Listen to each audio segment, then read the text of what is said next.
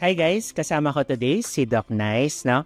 So, nag-Juvelook na siya 1 month ago and sobrang nagustuhan niya, no? So, perfect naman ang skin niya, no? Pero syempre, ang motto ko nga in life, may ikikinis pala. So, di ba, Doc, kahit makinis ka na, kuminis ka palalo. Siyang tunay, do. Kahit hulas na kami, no? Kasi dinudumog nyo kami, fresh pa rin. Yan ang kailangan. So, ngayon, kakaiba yung gagawin natin. It's Juvelook Prime na, no?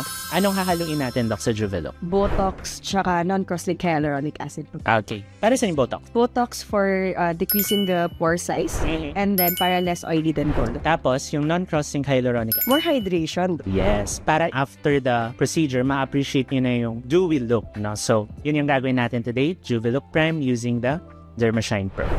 So, ito na guys, hinahaluan natin yung Juvelook ng Botox for enlarged pores and oily skin para maraming benefits. And also, meron yan non-cross-linked hyaluronic acid for immediate hydration and dewy look. So, si Doc Nice, di na nag-emla, no? Hindi kasi siya masakit. Ako din nung ginawa ko siya. Hindi rin ako nag-emla. This is just to prove na hindi siya masakit. Pero syempre kayo guys, si emla namin para very comfortable na kayo.